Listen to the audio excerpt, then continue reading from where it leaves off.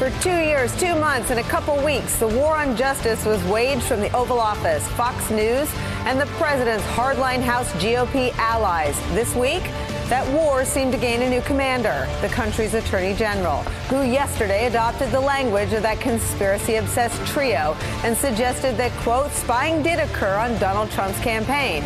He vowed to, quote, explore it. The New York Times today reporting, quote, Mr. Barr's pledge made as he prepares to make public in coming days a redacted version of the special counsel's report on the Russia inquiry was a sign that after nearly 3 years of investigating the president's campaign and Russia, the Justice Department's focus may begin to shift in a direction that Mr. Trump has demanded. Amid an outcry from former national security officials who served in Democratic and Republican administrations over the unfounded accusation of spying, there was at least one very satisfied customer today. I think what he said was absolutely true. There was absolutely spying into my campaign. I'll go a step further. In my opinion, it was illegal spying, unprecedented spying, and something that should never be allowed to happen in our country again. And I think his answer was actually a very accurate one, and a lot of people saw that, and a lot of people understand, many people understand the situation and want to be open to that situation. Hard to believe it could have happened, but it did. There was spying in my campaign, and his answer was a very accurate one. Notable that 24 hours after Barr made those incendiary comments about spying that have only been celebrated by a president who's awaiting the results of an obstruction of justice report that explicitly does not exonerate him. He and his supporters, the Justice Department, has offered no evidence to bolster Barr's testimony yesterday, leading a few to speculate that he may be previewing or seeking to shape perceptions of a pending Inspector General report. And that is where we start today with some of our favorite reporters and friends. Robert Costa is a national political reporter for The Washington Post. Mike Schmidt, Washington correspondent with The New York Times. With us at the table, Matt Miller, a former chief spokesman at the Department of Justice. Former U.S. Attorney Joyce Vance is at the table. An executive producer and co-host of The Circus, John Heilemann, is here. Lucky for us, all MSNBC contributors. Heilemann, I got to start with you.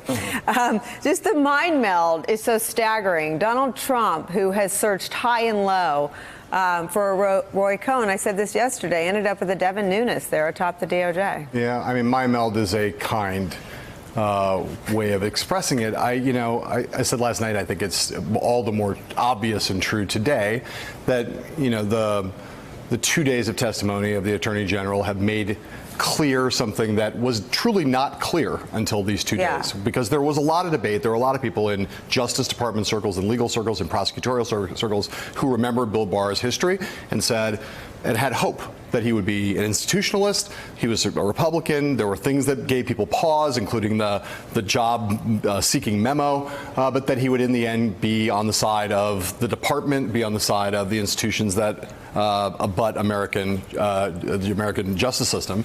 What we found out in the last 2 days is that he's a partisan and a hack, and that his main goal is to be a political actor in this and to be a defender of Donald Trump and not a defender of the institutions in play. And I just think this was still open to debate. It's no longer open to debate. We know exactly who Bill Barr is now.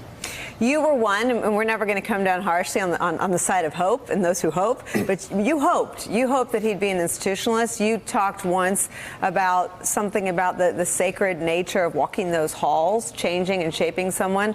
Talking about spying, I mean, this isn't some, surrogate booked on Fox and Friends who throws around spying like he doesn't know what he's talking about. Spying is not something that the men and women of American law enforcement agencies, American intelligence agencies used to describe any U.S. conduct. It's what we used to describe the conduct of the Chinese and the Russians. It's just not a word thrown around to describe what Americans do to themselves under any circumstances. Everyone who worked at the Justice Department, or whoever worked at the Justice Department, hoped that after the Matt Whitaker debacle, Barr would bring something better, would breathe life back into the Justice Department. And he has spent the last 2 days confirming the worst fears of everyone who, like me, read the 19-page memo that he wrote to audition for the job that he now holds.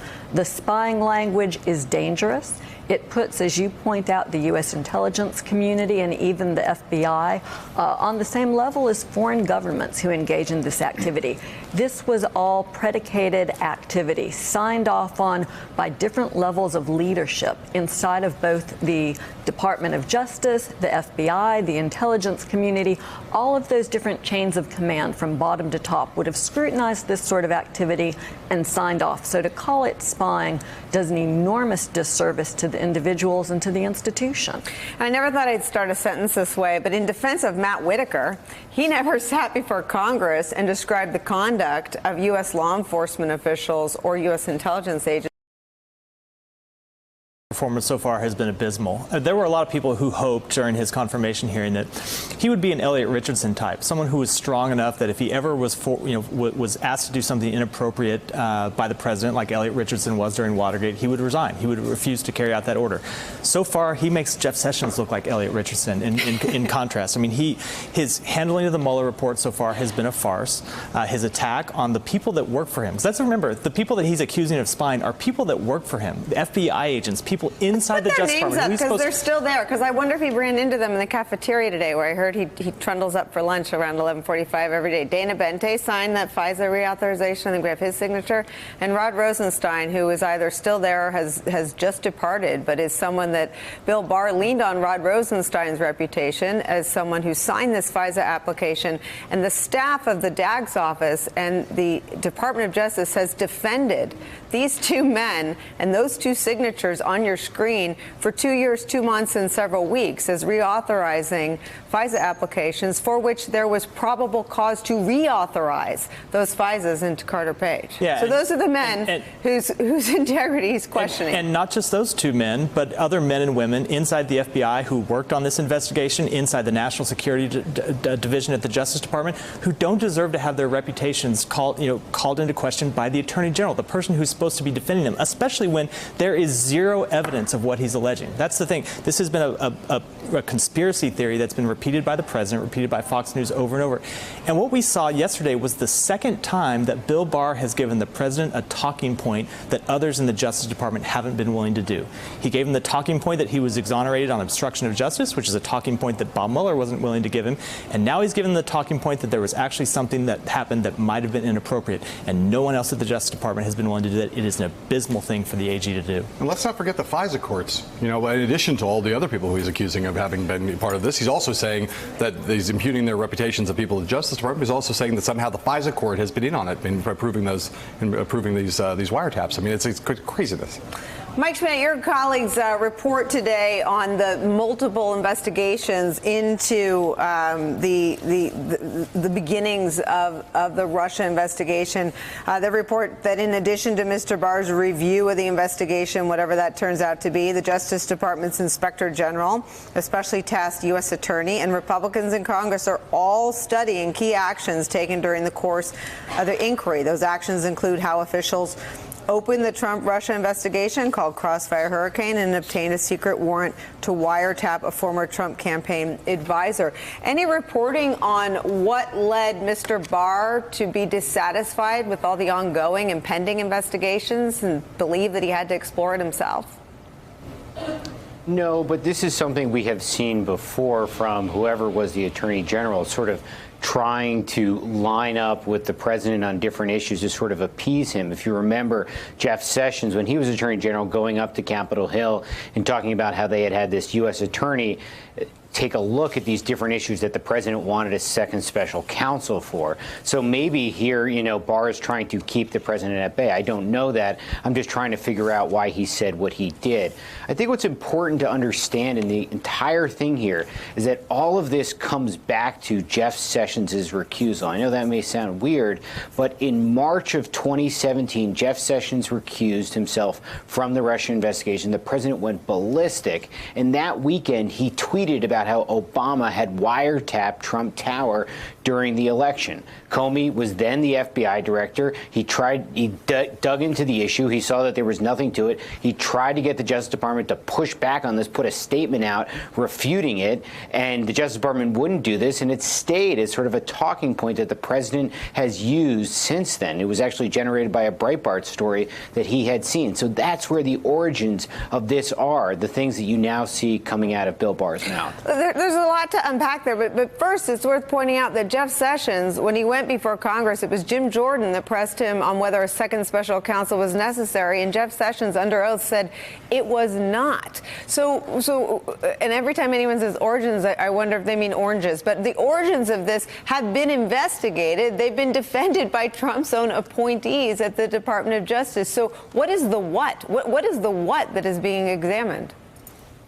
Well, as you were pointing out, Rod Rosenstein has been a big defender of this process, and the Republicans on Capitol Hill have demanded a lot of documentation about this. A lot of it has been handed over. We saw all the stuff that went on with Devin Nunes, with the memo, and the stuff about the origins of the investigation, the refuting of the notion that the dossier was the reason for opening the investigation. So this is all in the same cauldron of things that the president has tried to kick up. And here he sort of has the wind at his back a bit. He has embraced the Barr letter, said it fully exonerates him, and now he wants to turn the narrative to investigate the investigators, and he's clearly made some headway in that direction. Robert Costa, you've got an incredible body of reporting about the role that that Freedom Caucus has played in shaping the Trump Republican Party.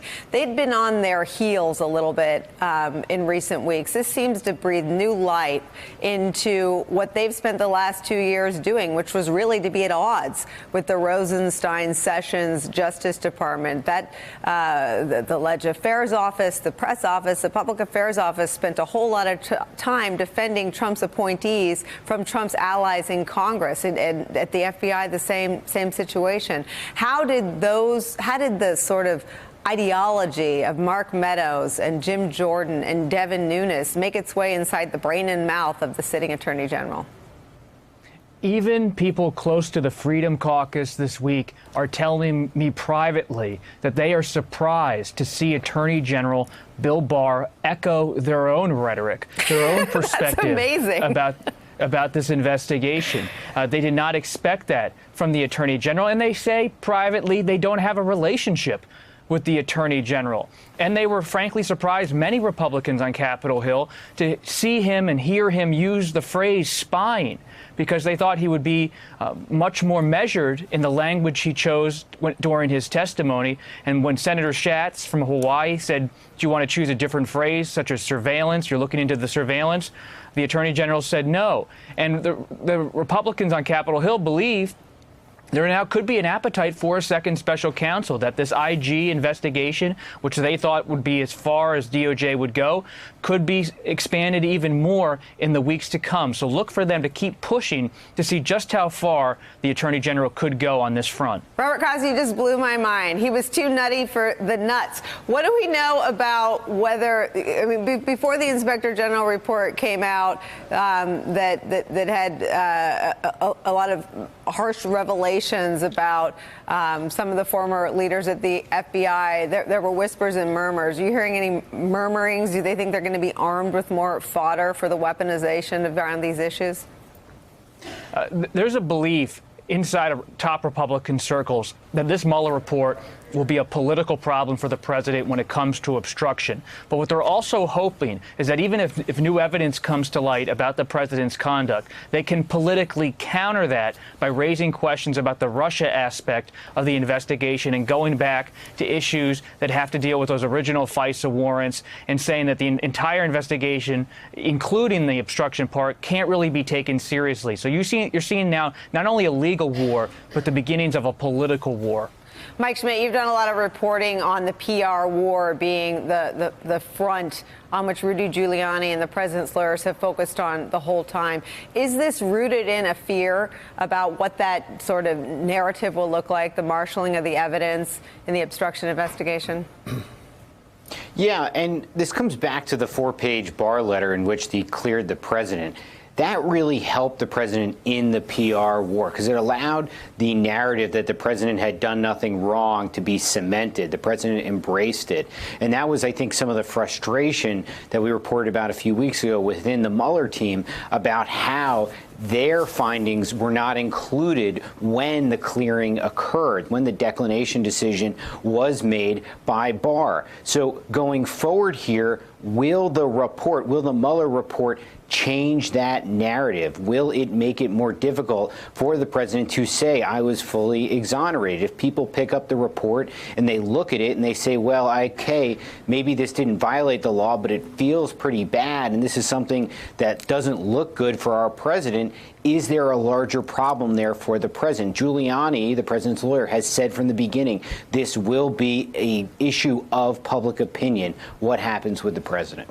John Hallman, it raises questions about coordination between the White House and the Justice Department, who seem to be on absolutely the same page. And if you think about how it almost feels quaint that everyone was up in arms that Bill Clinton got on Loretta Lynch's airplane. I mean, it sounds like Donald Trump is programming and Rudy Giuliani the rhetoric coming out of the Attorney General. Well, I'll tell you how you could see that most vividly yesterday was not on issues related to the Mueller report, but there were two other places that you had to point to. One was a question that was asked to the Attorney General about the Affordable Care Act and about his lawsuit now to try to strike down his effort to try to strike down the law in the court, where he was asked something about it, and he responded with a talking point about how Donald Trump plans to have a replacement for the ACA, which had nothing to do with the law, had nothing to do with the nature of the case that he was bringing. It was a purely political point where he was advocating the president's point of view on a public policy matter related to health care policy. The second was an issue where they were talking about the opioid crisis, and he had basically said the way we're going to solve the drug problem in America is to build the wall.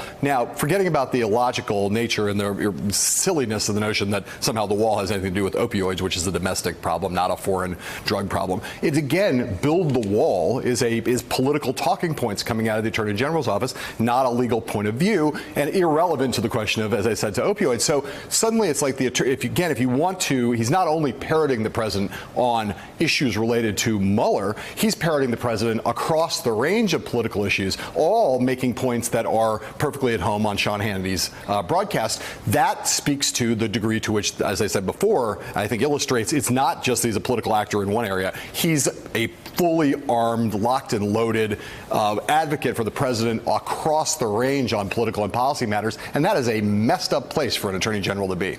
I've got another example. It was on the question of whether or not this had been a witch hunt. Let's watch. Do you believe that the investigation that Director Mueller undertook was a witch hunt or illegal, as been asserted by the president? As I said during my confirmation, it really depends on where you're sitting. If you are somebody who is being falsely accused of something, you would tend to view the investigation as... Well, you're sitting as the Attorney General of the United States with constitutional responsibility, so if you could answer in that regard. Well, I'm not going to characterize it is what it is. You know, Mueller and his team conducted an investigation and are issuing a report. It is what it is, not what Christopher Wray said, Donald Trump's handpicked head of the FBI. Let's watch how he responded. Last month, and as I said before, I did not believe Special Counsel Mueller is on a witch hunt. I believe Director Mueller is appropriately remaining within his scope and conducting himself appropriately. I have known Mr. Mueller over the years. He served 12 years as FBI director. I knew him before that, and I have confidence in Mr. Mueller. I mean, Barr is turning those three into, possible candidates for the Democratic primary. I mean, what makes you miss people that we've hardly celebrated? Well, some of them we have, but it's amazing. But it's amazing. It makes you miss these people who simply restrain from, as John Hallman said, echoing the president's overheated, highly partisan, uninformed rhetoric about Mueller being on a witch hunt. It's absolutely clear that the man that we heard testify for the last 2 days was on the president's PR team. He was not the people of the United States lawyers, and he comes across with the talking points. And here's the bottom line hardship that he imposes on all of us. He's sitting on the Mueller report. In his 4-page summary, he acknowledged that he agreed with Mueller's conclusion, the bottom line conclusion, that the Russians were trying to interfere with our elections, that it was sustained and persistent. It will come at us again in 2020. And this attorney general is more concerned with giving the president talking points than with protecting our elections. That should be his job number one, and it's not. I want to ask you two questions. One, what recourses do the Democrats have? And two, as though we needed more evidence, it wasn't a witch hunt. Big Democratic figure, Greg Craig, indicted today on an offshoot of the Mueller probe. Yeah, I think the first question first. I think Democrats have to obviously keep demanding the Mueller report, and they're going to have to demand to see people from the Justice Department up before Congress, because the Justice Department leadership has gotten worse over the last 2 years. Trump has been trying. 2 weeks. No, true, but my point is, Rod Rosenstein and Jeff Sessions' hands aren't clean either. Trump has been trying to mold the Justice Department to do his bidding for 2 years, and part of the problem with where we are today is Jeff Sessions and Rod Rosenstein didn't stand up to Trump the way they should have. This IG report never should have existed. They shouldn't have been open in the first place. We don't have IG reports to hunt down presidential conspiracy theories, but they did it rather than stand up to him. Trump, that wasn't enough for him. He's now got someone that's even worse. With respect to Greg Craig, absolutely, there's now been a case brought against a Democrat. You saw Kellyanne Conway trumpeting that on Twitter, something the White House should never do because it makes the prosecution look political. Right. There's something kind of weird about this prosecution, though, that it was the Southern District of New York, according to Craig's lawyers, passed on it. It was then referred to D.C., and they brought it. It looks again like a Justice Department. I don't know if it's for partisan reasons or because they just want to have a Democrat because they've indicted so many Republicans, but kind of a weird thing for the Justice Department to do. Robert Costa, I saw you trying to jump in. A lot of my Republican sources are calling up friends of Bill Barr, and they're asking, what's going on here? What explains his behavior? And privately, they're being told, remember, this is not a career prosecutor. This is someone who ran the DOJ for Bush 41, but he doesn't have a prosecutorial mindset. He actually worked at the CIA. He was an intelligence analyst focused on China. And they think he's much more interested in perhaps having scrutiny of the intelligence agencies, of the FBI's handling of intelligence, than lining up as a traditional DOJ person on these issues. Hey there, I'm Chris Hayes from MSNBC. Thanks for watching MSNBC on YouTube. If you want to keep up to date with the videos we're putting out, you can click subscribe just below me or click over on this list to see lots of other great videos.